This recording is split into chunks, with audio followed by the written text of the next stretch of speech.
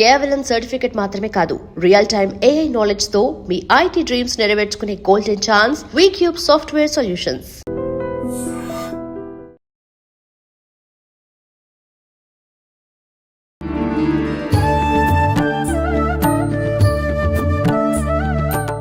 నమస్తే అమ్మా. నమస్తే అమ్మా. అమ్మ, ఈ మధ్యకాలంలోనే కాదు, గత 2 రోజుల క్రిందటే ఒక న్యూస్ రావడం జరిగింది. అరుణాచల మోక్ష మార్గంలో ఒక వ్యక్తి, తెలుగు వ్యక్తే మరణించాడు అని చెప్పి, అందులో ఇరుక్కుపోయి మరణించాడు అని చెప్పి. అంటే వింటుంటే బాధాకరంగా ఉన్నప్పటికీ ఒక రకంగా ఆయన మోక్షాన్ని పొందాడేమో అనే ఆలోచన కూడా వస్తుంది చాలా మందిలో. దీని గురించి ఏం చెప్తారు మీరు? ఇప్పుడు మనకి అనేక రకాలుగా చూసుకోవచ్చు. ప్రధానంగా మనకి ఆరోగ్యం సరిగా ఉందా లేదా చూసుకోవాలి. అతనికి ఆరోగ్యం ఎలా ఉందో, శ్వాస సంబంధమైన రోగాలు, జబ్బులు ఉన్నాయేమో. ఓకే. శ్వాస సంబంధమైన జబ్బులు ఉన్నప్పుడు అలాంటి ఇరుకు ప్రదేశంలో వెళ్ళినప్పుడు మనకి మోక్షం అంటే ఆల్రెడీ అతను మోక్షం వచ్చిందనే అనుకోవాలి. అనకూడదు, మోక్షం వచ్చిందనే అనుకోవాలి. ఆ రోగం నుంచి బయటపడ్డాడేమో. ముందుగా మన తలరాత అనేది ఒకటి ఉంటుంది, అవునా? మనం పుట్టాక మనం 5వ రోజున చాట్లో పండేసినప్పుడు భగవంతుడు బ్రహ్మ తలరాత రాస్తాడని పెద్దవాళ్ళు చెప్తారు. మన తలరాతని మనం పుట్టిన దగ్గర నుంచి మనం మరణించేది కూడా రాసి ఉంటుంది. ఏదైనా పుట్టుకుందంటే మరణం ఉన్నట్టు ఆ తేదీ కూడా ఉంటుంది. అలా అంటే మళ్ళీ చాలా మంది అనొచ్చు, యాక్సిడెంట్లో పోయేవాళ్ళు, ఆత్మహత్యలు చేసుకునేవాళ్ళు, వీళ్ళందరూ కూడా అలానే ఉంటుందా అని అనొచ్చు. ఇక్కడ మనకి పెద్దవారు చాగంటి గారు ఒక మాట చెప్పారు, మన ఆయుష్ అనేది మన శ్వాసకి సంబంధం. ఇన్ని శ్వాసలు అని రాసి ఉంటుందంట. ఇన్ని శ్వాసలు అయిపోయాక మనిషి మరణిస్తాడు. అందుకే కదా బీపీ వస్తే గట్టి గట్టిగా అరిస్తే పోతావురా అంటారు. ఎందుకంటారు? మనం కోపం వచ్చినప్పుడు బ్రీతింగ్ ఎక్కువ సార్లు తీసుకుంటాం, అందుకే పోతావురా అంటారు. ఇది లెక్క. కాబట్టి అతనికి ఏమైనా అనారోగ్య సమస్యలు ఉన్నాయేమో తెలియదు. అందులో మోక్ష మార్గం అనేది చాలా చిన్నగా ఉంటుంది. అక్కడ అతని శరీరం పరిమాణం తక్కువ ఉన్నా కానీ ఇంకా అంతకంటే లావు ఉన్న వాళ్ళు వెళ్ళినా బయటకు వచ్చారు. అతనికి మరణం అక్కడే రాసి ఉందేమో. ఎందుకు అనుకోకూడదు? అతనికి మోక్షమే వచ్చింది అనుకోండి, అక్కడ మరణిస్తే ఇంకేముంది, మోక్షమే కదా మరి. అంతే. అతని పాపము తీరిపోయింది అక్కడికి. ఎవరికి రుణానుబంధం కూడా లేదు, అక్కడితో తీరిపోయిందేమో అతనికి. మనం కర్మ సిద్ధాంతాన్ని నమ్మినప్పుడు దీన్ని కూడా నమ్మాలి. కాబట్టి అతని రుణానుబంధం ఏమీ లేదు కాబట్టి ఆ మోక్ష మార్గం అతనికి అక్కడ మరణించే అందులోనే మరణించే ఇది ఉండొచ్చు. కాకపోతే ఇప్పుడు ఆ మోక్ష మార్గాన్ని శుద్ధి చేయాలి, శాస్త్రోక్తంగా శుద్ధి చేయాలి. అంటే అపవిత్రం అయిపోతుంది అంతే కదా. అది మోక్ష మార్గం ఉన్నప్పుడు అక్కడ అతను మరణించినప్పుడు ఆ ప్రదేశాన్ని శుద్ధి చేయాలి. ఓకే, చేయాలి. ఇంకొకటి ప్రేక్షకులందరికీ చెప్పేది కూడా, మోక్షము ముక్తి అని ఎవరు పిచ్చోడు రాసినా కానీ వెళ్ళిపోవటాలు. మోక్షము ముక్తి రావాలంటే ఏం చేస్తే మనకు వస్తుందో ముందు తెలుసుకోవాలి. మనం ఏ జీవన విధానాన్ని పాటిస్తే వస్తుందో తెలుసుకోవాలి. ప్రతి ఒక్కళ్ళు చెడు మార్గంలో ఏదో ఒక సమయంలో వెళ్తారు, ప్రతి మనిషి వెళ్తారు. కానీ దాని నుంచి వెనక్కి వచ్చి భగవంతుడి యొక్క మార్గంలో వెళ్ళేది చూసుకోవాలి. మనం వెళ్ళాలి. ఆ చెడు మార్గంలో ఉన్న పాపాన్ని మొత్తం కూడా కడిగేసుకునే అవకాశం మనకి శాస్త్రాలు, పురాణాలు, మన పెద్దవాళ్ళు మనకు చెప్పారు. అలా వెళ్ళిపోయి మనం మోక్షాన్ని సంపాదించుకోవాలి. భగవంతుడు తప్ప ఇంకేమీ లేదు. భగవంతుడు అన్ని వేళలా అన్ని చోట్ల ఉన్నాడు. ఇందు లేడు అందు కలడు అనేది మనకు ప్రహ్లాదుడి పద్యం ఒకటి ఉంది కదా. మరి అలా అనుకొని జీవనాన్ని కొనసాగిస్తూ పంచభూతాల పట్ల, పాంచభౌతిక శరీరం పట్ల వ్యామోహం ఎప్పుడైతే, దీని నుంచి ఎప్పుడైతే విడిపడతామో పక్కకి వెళ్ళిపోతామో అదే మోక్షము. అంటే చనిపోయాక వచ్చేది మోక్షం అనుకుంటున్నారా? బతికుండగానే వస్తుంది మోక్షం అనేది. బతికుండగానే వీటన్నిటి నుంచి ఎప్పుడైతే మనం విడిపడతామో సమాజం గురించి మనకు ఆసక్తి ఉండదు, ఎవరేం చేస్తున్నా ఆసక్తి ఉండదు. మన శరీరం మీద ఇప్పుడు రమణ మహర్షి, ఆయన క్యాన్సర్ కురుపు వస్తే పురుగులు వచ్చి తింటూ ఉంటే ఈగల్ని వాటిని తోలబోతే శిష్యులు, ఆయన వద్దు, వాటి ఆహారం అవి స్వీకరిస్తున్నాయి. అంటే పాంచభౌతిక శరీరం పట్ల ఆయనకి వ్యామోహం లేదు. మనము ఒక అరగంట కూర్చోండి దేవుడి దగ్గర అంటే గీరతాము, తుడుచుకుంటాము, రుద్దుకుంటాము, సర్దుకుంటాము, ఇదంటాము అదంటాము. ఒక స్థిరత్వం మనలో లేదు. అలా సాధన చేసుకుంటూ మనం భగవంతుని పట్టుకొని వెళితే దాన్ని మోక్షం అంటారు. ఈ మోక్షం కూడా మనకి మోక్షం వచ్చింది అంటారు. మోక్షం వచ్చాక ఇంకా జన్మ ఉండదా అంటే జన్మ ఉంటది. అదేంటమ్మా మరి? ఉంటది. మోక్షం వచ్చాక జన్మ అంటే ఆ మోక్షకాలం ఎంతకాలం అనేది మనం చేసే ఆహ్, ఆరాధన వాటిని బట్టి అంటే మోక్షకాలం ఉంటుంది. శాశ్వత రిజల్ట్ కాదు. శాశ్వతంగా వచ్చేది ముక్తి. ముక్తి. ముక్తి వేరు, మోక్షం వేరు. మోక్షం ఆ. బతికుండగా వచ్చేది ముక్తి. ఇంకా శరీరానంతరం ఈ శరీరం అయిపోయిన తర్వాత ఇంకా శరీరం తల్లి కడుపులో మనం పడకుండా ఉండేదాన్ని ముక్తి అంటారు. ఓకే. మోక్షమే ఇంత కష్టమైనప్పుడు ముక్తి ఇంకా? ముక్తి చాలా కష్టం. ఓకే. ఎందుకు మన ఋషులు ఇంకా సిద్ధాశ్రమాల్లో హిమాలయాల కింద సిద్ధాశ్రమాలు ఉన్నాయని చెప్తూ ఉన్నారు. అదే శంబల అంటున్నారు. అక్కడ కొన్ని వందల ఏళ్లుగా సాధన మన ఋషి పరంపర చేస్తోంది అంటే వాళ్ళకేమి ఇంకా మోక్షం రాలేదంటే మోక్షం వచ్చిండొచ్చు, ముక్తి రావాలి కదా. అందుకనే వాళ్ళు అన్ని సంవత్సరాలు అలా ఉండిపోయింది. అంతే కదా. మరి అది అంతటితో ఎండ్ అంటే వాళ్ళ చేతుల్లో ఉంది వాళ్ళ లైఫ్ ఎప్పటి వరకు జీవితం ఇలా ఉండాలి జీవనం అనేది అంటారు కదా. జీవనం అనేది ఉండొచ్చు. శరీరాన్ని మనం ఇన్ని సంవత్సరాలకి అంటే స్వయం మరణం భీష్ముడిలాగా అవును. ఆయన మరణించాలి అనుకుంటేనే మరణం వస్తుంది, లేకపోతే రాదన్నట్టుగా మన ఋషులు వాళ్ళందరి చేతుల్లో కూడా ఉంది. ఇక్కడ మనకి తెలియని లాజిక్ ఏంటిది అంటే చాలా మంది సమాధి వస్తే అయిపోయింది అనుకుంటారు. సమాధి అనేది నీ శరీరాన్ని స్థిరంగా ఉంచడం కోసమే. తర్వాత భగవంతుని పట్టుకోవాలి కదా. ఓకే. అంటే అప్పుడే ప్రాసెస్ మొదలు అంతే. సమాధి అనేది మొదలు. అక్కడికి అంతా అయిపోయింది అనుకుంటాం కదా. సమాధి వచ్చి జీవిస్తూ సామాన్య జీవితం గడుపుతున్న వాళ్ళు కోట్లాది మంది ఉన్నారు మన భారతదేశంలో ఇప్పటికీ కూడాను. కాకపోతే వాళ్ళకి మంచి జ్ఞానం ఉంటుంది, ఒక దివ్య శక్తి ఉంటది, జరగబోయేది చెప్పగలుగుతారు. అదే మూడో నేత్రం తెరుచుకుందనో, కుండలిని శక్తి రిలీజ్ అయిందనో, సహస్రాల చక్రం యాక్టివేట్ అయిందనో, విశ్వంతో కనెక్ట్ అయిందనో, ఆ తర్వాత భగవంతుణ్ణి పట్టుకోవాలి వాళ్ళు. సమాధి స్థితి అయిపోయిన తర్వాత సమాధి వచ్చేసింది ఇంక అయిపోయింది, నేను పెద్ద ఋషినో లేకపోతే ఇంకేదో అని అనుకోవటానికి లేదు. సమాధి అనేది చాలా మందికి వస్తుంది, అసలు వచ్చినది కూడా తెలియదు చాలా మందికి. సమాధి స్థితి వచ్చింది నాకని తెలుసుకోని వాళ్ళే చాలా మంది ఉంటారు. సమాధి స్థితిని దాటి ఉంటారు వాళ్ళు. సమాధి స్థితి అంటే శ్వాస నియంత్రణ, శరీర నియంత్రణ, వీటిని సమాధి. ఇది వచ్చింది అంటే ప్రవర్తన మారిపోతుంది. దేని పట్ల వ్యామోహం, కోరికలు ఉండవు, తృప్తికరమైనది, ఏదో ఆకలిస్తే తిందామన్నట్లుగా ఉండే స్థితి అది. అంత సులభమైంది కాదు ఆ సమాధి స్థితి కూడా. కొన్ని జన్మల పరంపరతోనే మనకు వస్తుంది. ఇలాంటివన్నీ పెట్టుకుని ఆ మోక్ష మార్గంలోంచి వచ్చే ఆయన ఆడ చనిపోయాడు, ఆయనకు మోక్షం వచ్చిందంటే చెప్పే దాఖలాలు మనకి ఎక్కడ కనిపించట్లేదు. మోక్షం వచ్చేసిందని చెప్పడానికి అక్కడ లిఖితపూర్వకంగా అక్కడికి వెళ్ళిన ఆ ప్రదేశంలో ఏమైనా వాళ్ళ తమిళ భాషలో రాశాలు అక్కడ అది కూడా ఉండదు అక్కడ. దీనిలోంచి వెళితే ఇంక ఈ మోక్షం వచ్చినట్టే ఖచ్చితంగానే ఎక్కడ ఉండదు. మోక్ష మార్గం అని పేరు పెట్టారు కానీ అక్కడి నుంచి వెళ్తే వస్తుందని కాదు. సరే చాలా మంది దానిలోంచి వచ్చారు, కొంచెమైనా మనుషుల ప్రవర్తన మారింది. ఒక లాజిక్ మనం ఆలోచించాలి. మనకు తెలిసిన వాళ్ళు వెళ్ళొచ్చారు. ఇట్లా అంటే మొత్తం భగవంతుడి మీద నమ్మకాన్ని పక్కన పెట్టేస్తారు కదా. నమ్మకము అంటే నేను అనేది ఒక ఆలయానికి వెళితే ఇలాంటి పవిత్రమైన ప్రదేశాలకు వెళ్ళినప్పుడు, ఇటువంటి పవిత్రమైన స్థలాల్లోకి వెళ్ళినప్పుడు మనం మారాలి. మారితే ఆ మోక్ష మార్గం నిజంగా హెల్ప్ అవుతుంది.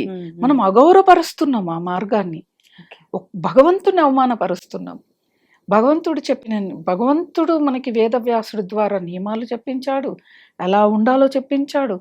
మనం అవేమీ వినట్లేదు. వింటే అదే భక్తి, అదే మోక్షం, అదే ముక్తి. మనం ఎక్కడికి వెళ్ళక్కర్లే, ఇంట్లో ఉండి మోక్షాన్ని, ముక్తిని సాధించుకోవచ్చు. మనం సమాజం పట్ల బాధ్యతని మనం మర్చిపోతూ ఉన్నాం.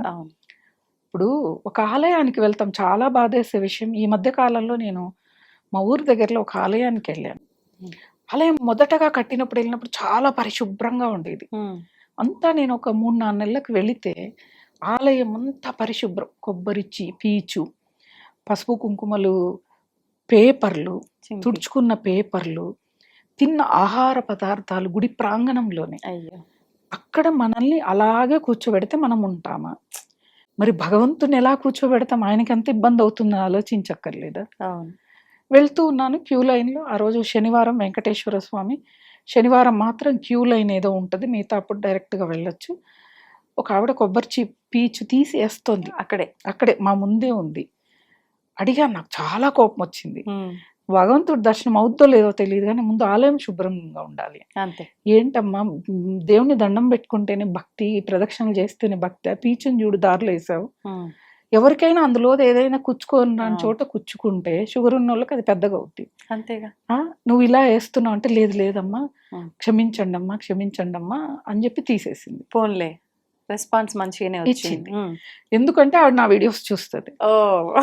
అక్కడ జరిగింది. అంటే లేదంటే ఆవిడ తీసేస్తూ భగవంతుని చూస్తే కూడా ఆవిడ ముగ్ధురాలైందో లేదో తెలియదు, నన్ను చూస్తూ ముగ్ధురాలైంది. సూపర్. అబ్బా అసలు 16 శనివారాలు తిరిగానమ్మా, ఇది ఆఖరి శనివారము, నాకు అమ్మవారే పంపింది మిమ్మల్ని అన్నట్టుగా అనిపించింది అని వేస్తుంది. గబగబా ఆవిడితే కాదు పక్కన ఉన్నది కూడా తీసి మొత్తం శుభ్రం చేసింది. నేను అన్నా నీ కర్మ తొలగిపోయింది కదా, ఈ ఆలయం మొత్తం ప్రతి శనివారం వచ్చి శుభ్రం చేయని చెప్పాను. నిజంగా అమ్మ నేను చేస్తాను. నువ్వు ఏ పూజ ఏం చేయకపోయినా భక్తి ఉంది, ఆలయాన్ని శుభ్రం, తిన్నది మొత్తం అక్కడ పడేస్తున్నారు. ఎంత ఘోరాతి ఘోరం అంటే చాలా బాధ జరిగింది అక్కడ. భక్తి అంటే అలా ఉండాలి. ఒకళ్ళు చెప్పింది గుడ్డిగా నమ్మి ఫాలో అవటం. నేను ముందు కూడా మీకు చెప్పాను, గురువు ఏది చెప్తే అది గుడ్డిగా నమ్మి వెళ్ళిపోవటమే. ఆవిడ చదువుకోలేదు అసలు, అస్సలు చదువుకోలేదు. పొలం పనులు చేసుకునే ఆవిడ ఎంత పరిశుభ్రంగా ఉంది ఆవిడ. ఆవిడని చూస్తే నాకు ఒక ప్లెజెంట్ ఫీలింగ్ వచ్చింది నిజంగా. ఆవిడ నా దగ్గరకు వచ్చారు, మళ్ళా వెతుకుతోంది ఆవిడ నేను ఎక్కడున్నానో గుళ్ళో అని. కానీ నేను గుళ్ళో వెళ్ళిన తర్వాత ఏ గుడైనా అలాంటి చోట్ల కాసేపు కూర్చుంటాను. ఆ ప్రశాంత వాతావరణం, ఆ భగవంతుడితో అనుసంధానం అవ్వటం. ముందుగా వెళ్తూనే బాగున్నావా స్వామి అని అడుగుతాను. బాగుంటారు, మీకేమైంది, అలంకరణ చేసుకున్నారు చక్కగా, కానీ నిలబడుకొని ఉన్నారు, మీకు కాళ్ళు నొస్తాయి కదా స్వామి, నాకు అవకాశం ఇస్తే కాళ్ళు ఒత్తుతానని అడుగుతాను స్వామి. నేను అదే అడుగుతాను. అక్కడికి వెళ్ళి అక్కడున్న గోవింద నామాలు చదువుతాను, కాసేపు కూర్చుంటా, దేవుణ్ణే చూస్తూ ఉంటాను. వచ్చింది ఆవిడ వెతుక్కుంటూ వచ్చి, అమ్మ నాకు చదువు రాదు, మా ఆయన ఫోన్లో మీ వీడియోస్ చూస్తూ ఉంటాను, నేను మీ నంబర్ రాసి ఇవ్వండి, ఎప్పుడైనా మాట్లాడొచ్చా అని. మాట్లాడతాను, కానీ రోజుకో వారానికి ఒకసారో అట్లా చేస్తే మాట్లాడలేను. ఎప్పుడైనా మీకు తీవ్ర ఇబ్బంది ఉంది అంటే మాట్లాడను. మీకు ఏదైనా సహాయం కావాలన్నా నా నుంచి. చాలా పేదవరాలు ఆవిడ, చాలా పేద, కానీ భక్తి ఉంది అమ్మ. ఆవిడ పొద్దున్నే 3 గంటలకు లేచి దీపారాధన చేసి లలిత సహస్రనామం చదవడం వచ్చి ఆవిడకి. చదువు రాదు, మరి ఫోన్లో వింటూ అవి చదవడం నేర్చుకుందంట. విష్ణు సహస్రనామం ఏకాదశులు చేస్తుంది, మాస శివరాత్రులు చేస్తుంది. అవన్నీ ఆవిడ ఫోన్ చేసినప్పుడు ఇవన్నీ చేస్తానమ్మా నేను, మా పరిస్థితి సరిగా లేదు, చాలా ఇబ్బందులు ఉన్నాయి అని. నువ్వు చేసేది చెయ్యి, నేను చెప్పినా అని చెప్పి చెయ్యి, ఏమీ చేయక్కర్లేదు. నువ్వు ఇదే 3 గంటలకు లేచి నువ్వు అమ్మవారినే పాదాలు పట్టుకో, అమ్మవారినే పూజ చేయి, నేను చెప్పినాను కదా, నీ గురువుగా భావిస్తే ఇదే చేయమన్నా. ఈ రోజుకు చేస్తోంది ఆవిడ. ఫోన్ చేసి ఏదో తెలియని ఆనందం అమ్మ, నాకు అష్టైశ్వర్యాలు ఏం రాలేదు, కార్లు రాలేదు, నా పిల్లల్ని ప్రైవేట్ కాన్వెంట్లో నేను చేర్పించలే, కానీ ఏదో తెలియని ఆనందం వచ్చింది. ఇది భక్తి అనేది ఉండాలి, మూర్ఖత్వమైన భక్తి ఉండకూడదు. మనము ఇప్పుడు దాన్నే చూసి ఆ మోక్ష మార్గంలోంచి వస్తే చచ్చిపోతామేమో, మోక్షం వస్తుందేమో అని చెప్పి పోయి అక్కడ కావాలని ప్రాణాలు పోగొట్టుకుంటే రాదు, అది పాపం కింద కన్వర్ట్ అవుద్ది. అనేక రకాలుగా మనం దీన్ని పరిగణలోకి తీసుకోవచ్చు. అతను ఆయుష్ అయిపోయి ఉండొచ్చు, లేకపోతే శ్వాస సంబంధమైన ఇబ్బందులు ఉండిండొచ్చు. ఒక్కసారిగా దానిలోకి వెళ్తే నువ్వు చేసిన 10 జన్మల పాపం వెళ్ళిపోతుందంటే అట్లా వెళ్ళదు. అలా వెళ్ళే పాటైతే మరి ధృతరాష్ట్రుడేమి, మరి భీష్ముడేమి, వీళ్ళంతా ఎన్ని సాధించుకోలేరు. ఎంతమంది పురాణ గాథలలో ఎంతో మంది దేవీ దేవతలు కూడా ఎందుకు అంత ఇబ్బంది పడతారు. అది సులువు కాదు. భగవంతుణ్ణి మనము అమర్నాథ్ యాత్రకి నేను వెళ్ళినప్పుడు నాకు అర్థమైంది ఏంటంటే, వైష్ణోదేవికి వెళ్తూ ఉన్నాం, ఇలా ఉంటుంది కొండ, డోలీలో వెళ్ళాం, వచ్చేటప్పుడు దిగుదాంలే అనుకున్నాం, చాలా తక్కువ. నేను ఎక్కేటప్పుడే వెళ్తూ ఉంటే నిజంగా నాకు ఒక సందేశం ఏంటిది అంటే, భగవంతుణ్ణి పట్టుకోవడం ఎంత కష్టమో చూపించడానికే వీళ్ళు ఇక్కడ ఉన్నారు. మరి నేను నడిచెక్కగలనా? మరి డోలీలు మోసే వాళ్ళు నడుస్తున్నారు కదా, నేను నడవలేకపోతున్నాను కదా. అంటే ఇక్కడ భగవంతుణ్ణి పట్టుకోవడం అతి కష్టతరమైనది అనే దానికి అమర్నాథ్ కూడా. అసలు వర్షం పడితే పాదం పెడితే ఇక్కడ పెడితే అక్కడ జారెళ్తుంది. పాపం వాళ్ళు 4 మోస్తారు డోలీని. ఇలా ఉంటుంది, ఒక చోట ఇలా ఉంటుంది. ఇటుపక్క లోయ, ఇటుపక్క కొండ. ఏ మాత్రం జారిన పడిపోతాం. వందల కిలోమీటర్ లోపలికి వెళ్తాం. అసలు వెళుతూ ఉంటే అసలు అనిపించింది చాలా కష్టతర సాధ్యం భగవంతుని పట్టుకోవటం. ఊరికే వాళ్ళంతా అక్కడ వెళ్ళి కూర్చోలేదు. స్వయంగా వాళ్ళు అక్కడ వెళ్ళి ఎందుకు కూర్చుంటారు? నన్ను పట్టుకోవటానికి ఎంత కష్టతరమో చూపించడానికి. కొన్ని మనం ధర్మ మార్గంలోకి వచ్చాక కూడా కొన్ని జన్మలు ఎత్తితే గాని మనకి మోక్షముక్తి రాదు. అదంత సులభమైంది కాదు. కాకపోతే అతిగా ఈ జన్మలోనే రావాలి అని అతి చెయ్యకూడదు. చెప్పాం కదా, మన మైండ్ ఇదైపోద్ది, మెంటలోళ్ళం అయిపోతాం. భక్తిలో కూడా మెంటల్ ఎక్కిన వాళ్ళు చాలా మంది ఉన్నారు మనకి. అతి భక్తి ఉండటం, అతి భక్తి, అతి ఆరాధన. ఈరోజు సాధించేయాలి, ఈరోజు మోక్షం రావాలి, అది చదివా, ఇది చదివా, ఈ ప్రదక్షిణ చేసా, ఈ పూజ చేసా, ఆ పురాణం చదివా, ఈ ధ్యానం చేసా. ఏంటిది? ఒక మార్గాన్ని ఎంచుకోవాలి. నిదానమే ప్రధానం అంటారు. నిదానంగా మనం భగవంతుని సాధన చేసుకుంటూ వెళ్ళాలి. ఈ భూమి మీద జరగందంటే ఏమీ ఉండదు, జరుగుద్ది. కాకపోతే కొన్ని జన్మలు పట్టొచ్చు. ఈ జన్మలో మనం మంచి మార్గంలో వెళ్ళాం, మళ్ళా జన్మ సన్యాసం రావచ్చు, ఒక ఆశ్రమానికి అంకితం అవ్వచ్చు. సంపూర్ణంగా మనం భగవంతుని ఆరాధనలో, ఆ సాధనలో ఉండిపోవచ్చు కదా. అలా జన్మలు రావచ్చు, అలా ఎన్ని జన్మలు ఎత్తొచ్చు. అవును. కాబట్టి ఏది అంత సులువు కాదు భక్తి అనేది.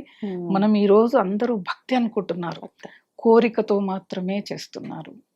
ఓ పూజ కానీ, ఆరాధన కానీ, ఆలయ దర్శనం కానీ భగవంతుడి కోసం మనం వెళ్తున్నాం, మన కోసం వెళ్ళట్లేదు. అది తప్పు.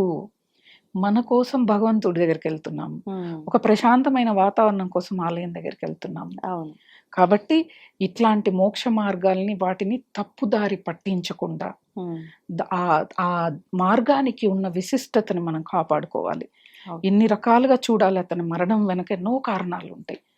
వీటన్నిటిని కూడా దృష్టిలో పెట్టుకొని మనం అక్కడున్న పవిత్రతని, అంటే ఇప్పటికే హిందూ ధర్మాన్ని వెనక్కి లాగాలని అనేక రకాలుగా చీడపురుగులు తయారయ్యాయి. ఇటువంటి సందర్భంలో మనం వాటిని చించుకొని కాళ్ళ మీద పడేసుకోకూడదు. అది ఈ కారణాలు ఉంటాయి. దీన్ని ఎవరు కూడా కించపరచొద్దని నేను ఛానల్ పరంగా చెప్తూ ఉన్నాను. అవునమ్మా, ధన్యవాదాలు. నమస్తే. And for more videos, Please subscribe to iDream. Please subscribe to iDream. Please subscribe iDream. And please subscribe to iDream. For more videos, subscribe to iDream. please like, share and subscribe to the channel. Congratulations, iDream. Subscribe to iDream. Subscribe to iDream. So subscribe to iDream Media. iDream ki iDream team andarki huge congratulations. Please subscribe iDream Media. Please subscribe to iDream. Subscribe iDream. Please subscribe to iDream. iDream అంటే నా కళల channel subscribe చేసుకున్న నోరు తిరుగుతలేదు, మీరైతే గంట గుర్తు కొట్టండి. For more such videos, please subscribe to iDream. Subscribe to iDream. Please subscribe to iDream. Please subscribe iDream Media. Please do subscribe to iDream. Please subscribe to iDream Media. For best entertainment and information, please subscribe iDream. And don't forget to subscribe to iDream.